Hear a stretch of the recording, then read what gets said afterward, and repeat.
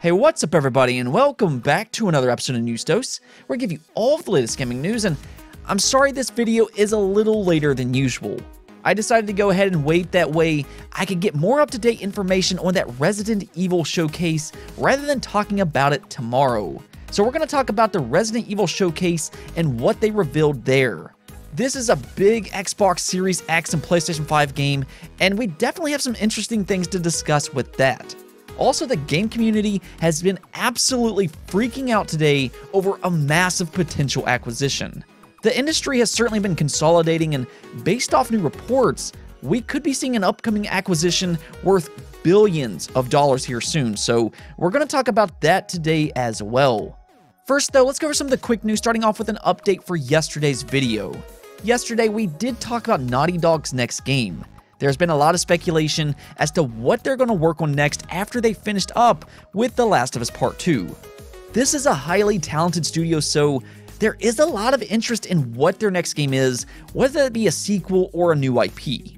Well, a Naughty Dog senior concept artist posted some really awesome looking art over on ArtStation, which isn't really out of the norm, but in the description, he does say inspired from the new game, you know what I'm talking about, with a winking face emoji. Well, obviously people did not know what he was talking about, as there was a lot of speculation that this could mean that Naughty Dog is working on a new fantasy game. I, for one, think that that would be a perfect match because they do such a great job with their melee combat. It's brutally intimate in The Last of Us, and I think that they could do something cool with that in a fantasy setting. That's just my opinion, but either way, while speaking with IGN, Nam let it be known that the artwork in question has nothing to do with Naughty Dog's next game. Instead, it's actually inspired by Assassin's Creed Valhalla. So there it is. It was nothing after all. I will ask you though, what would you like to see from Naughty Dog and their next game? Do you like the idea of them working on a fantasy game, or would you like them to work on a different genre? What about a new IP, or would you like them to continue on with an existing franchise? Let me know your thoughts in the comments below. Next up, let's talk about new Pokemon Snap. I'm personally really excited about this game, as I absolutely love the original game for the Nintendo 64 when I was a kid, and more so from everything that they've shown so far. This game looks fantastic from what I've seen. The visuals are stunning for a Pokemon game, which is a nice change of pace after all the drama with Sword and Shield, and it seems like Bandai Namco understands what made the original so special. You can still see a lot of the old features return to new Pokemon Snap. This includes the apples that you used to throw around, the on-rail safari feel to it, finding secrets, and getting Pokemon to do cool things with the environment. It doesn't really seem like it's a major deviation from the original game, and I like that. In fact, I think Nintendo could learn from that with the Paper Mario franchise, but that's a whole different topic. Either way, it does look like that there's going to be a new interesting feature, as the official Nintendo listing suggests that there will be some kind of online component with new Pokemon Snap. Now, we don't really know what this online component will be just yet. It could be something big like cooperative gameplay, or it could be something simple like competing for high scores. In the original game, you did get scored for your photography, and that would be fun to compete with others online for that high score. I always enjoyed that aspect to Pokemon Snap, so I'd be happy with that personally. We'll see, but right now it does look like that there will be some form of online play. If you have any ideas as to what it could be, let me know. Moving on, do you remember back when PUBG was taking the world by storm? I mean, this is the game that really kicked off the entire Battle Royale phenomenon, and since then it's only gotten bigger. Every company seems to want to get a piece of the Battle Royale pie, and they have a lot of tough competition now. You have Fortnite, Apex Legends, Call of Duty, among several others. Well, for those who like PUBG, will be really happy about this, as it's now being reported that 2 PUBG games will release in 2021 and 2022. This is coming from a Bloomberg interview with the CEO of Krafton, Kim Chan-han.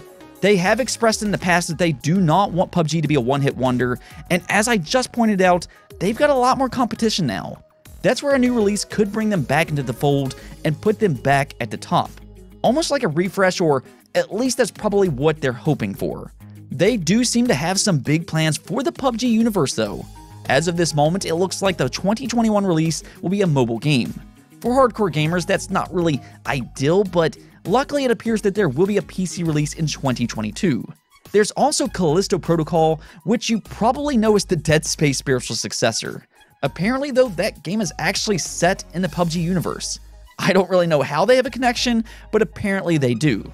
So yeah, they do want to expand on the PUBG universe, and you should expect to see some of that starting this year and next. Also, we got an update on an ongoing acquisition rumor. Asobo has officially sold a minority stake to a French equity firm, Sagard Nugent. This was apparently to support its growth while preserving its strategic and creative autonomy, which is really interesting. It almost sounds like Asobo did have some companies interested in them, but they wanted to remain independent. That's rather understandable, but there has been a lot of speculation over an Xbox-Asobo merger. They've worked together on several Xbox exclusive games, including Flight Simulator, Zoo Tycoon, Young Conquer, Quantum Break, and Recore. They weren't the lead developer on most of those games, but they have worked together quite a bit. I think Flight Simulator and A Plague Tale is what really shows their talent though. Both of those games are incredible, so obviously their stock has risen. Companies, of course, are going to be interested in acquiring them, and as we've seen, big publishers are seeking studio acquisitions. This, however, should squash any kind of Asobo acquisition for the time being. They will remain independent. Up next, let's talk about that Resident Evil showcase.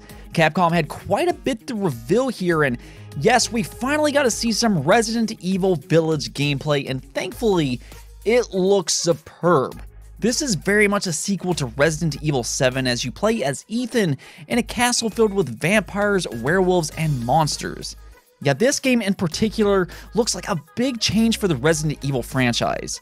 It still has all of the game mechanics that you've come to love in Resident Evil, but when it comes to location and enemies, it's quite a bit different. Now, as much as I like Resident Evil, I'm not against what we saw today. It's not your typical zombies, but instead it's something completely new. Not only is it refreshing, but it looks spooky and like a lot of fun. I mean, you have giants in this game, which is probably going to be really scary to play against. And then the vampire-like ladies looks to be your primary enemies and are really interesting antagonists. They seem to have some crazy personalities, which will make the story entertaining in a spooky type of way. They seem to enjoy the hunt and have some unique abilities as well. We saw some swarming bugs on one of them, and she seems to be thrilled to be hunting a man. I think that they're going to be really fun antagonists to play up against. With that said, they can really let loose with how these monsters can hunt you down, and they're going to pose a completely new threat compared to what we're used to seeing when it comes to the Resident Evil franchise. I really think this game looks absolutely incredible from a gameplay standpoint. Honestly, this game kind of gives me Resident Evil 4 vibes, but in first person. I'm going to have to see more, but wow, this looks great. They also did finally reveal the release date for May 7th. Yeah, that's not too far away, and more so they managed to get it working on the Xbox One and PlayStation 4. There were some reports before that potentially wasn't going to happen, but now it's official. Resident Evil 8 will be available on the Xbox Series X, Xbox One, PlayStation 5, PlayStation 4, and on the PC. They're also launching an exclusive PS5 demo today, which actually looks pretty interesting. This is not Resident Evil Village, and in fact, it's not a part of the main story. It actually takes place in a different time than Ethan's story, and you'll instead be playing as Maiden. So there will be a reason to play this demo beyond just finding out if you want Resident Evil 8. I'm definitely playing this tonight after I finish up with this video. Now, as for you Xbox and PC players, if you feel left out, there will be a different demo out later this spring. I'm not really a big fan of making a demo exclusive, but luckily you will be getting something later this year. Beyond just Resident Evil 8 though, Capcom had several reveals here. Unfortunately, that rumored Resident Evil Revelations 3 was not a part of it, but they did show a new Resident Evil multiplayer by the name of RE-Verse. It has a very interesting cel-shaded type art style to it, and you can play as various different Resident Evil characters in 6-person deathmatches. This absolutely is a celebration for Resident Evil's 25th anniversary. With that said, RE-Verse looks decent. This didn't really blow me away, but it comes free with Resident Evil Village, so if you get that, you can at least try it out, I guess.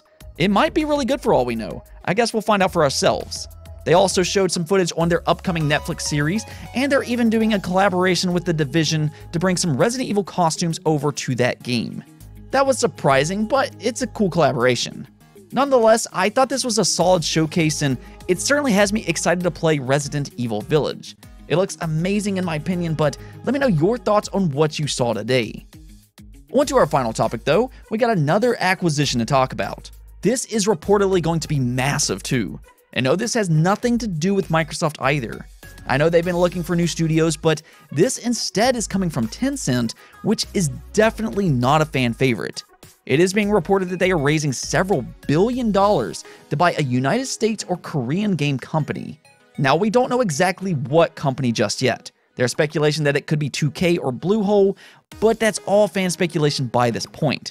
I personally think it's a strong possibility that this is just a mobile developer.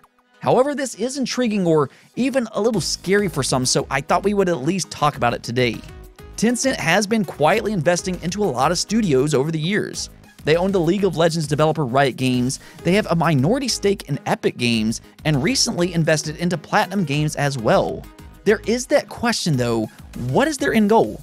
Do they have something further planned with all of these acquisitions and investments? There has been some speculation that they're eventually going to try to push their own game streaming service. Back in 2019, they were testing their own game streaming platform by the name of Start. From my understanding, they tested it some in 2020 as well, so this is kind of what you're seeing in the game industry right now. For decades, it's been all about consoles and hardware. This has mainly included Sega, Nintendo, Xbox, and PlayStation, but now we're starting to see a rise of game streaming, and these big companies are trying to make their mark. That's one reason the industry is starting to consolidate, because content is extremely important in order to get gamers to play on their service. With that said, I 100% believe that game streaming will not replace consoles. I think Microsoft understands that because they've been in gaming for 2 decades now. That's why they're using the cloud as an option and not to be the main focus.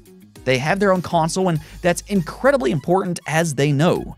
The fear for gamers, though, is with these big companies like Google and Amazon. Do they understand that, as they don't know hardcore gamers as much? We know they're looking to acquire studios, and if they get picked up by Google or Amazon, there is that concern that they will make their games exclusive to a game streaming platform. Gamers are still apprehensive of playing on a service like that instead of a local console. As Phil Spencer says himself, local hardware will always be the best. Game streaming can improve, but you can't match local hardware completely. Back to Tencent though, this is only speculation. Really, so far, anything that they've invested in hasn't really been widely noticed. I still believe this could just be a mobile developer myself, but even if it isn't, I do imagine that they will remain multi-platform. I could see game streaming being an important part of their plan in the future, though that might be more focused on China. One reason I believe that they will remain multi-platform is because they've already been doing this for years and they've made a lot of money that way. I don't think this move is for exclusive content. That's just my view on things, but it'll be interesting to see who they're targeting right now. If you have any guesses, let me know in the comments below. And let me know if you worry about all of these big companies making an attempt at gaming. I personally don't worry about Tencent per se, but Google is the one that really concerns me the most. They're the ones that I could definitely see making their content exclusive. Either way, let me know what you think in the comments below. Anyways, that's it for this episode, but if you liked the video, don't forget to bell notification and subscribe button for more content just like this. Also, if you'd like to support the channel through Patreon, thank you for making this content possible. Peace out.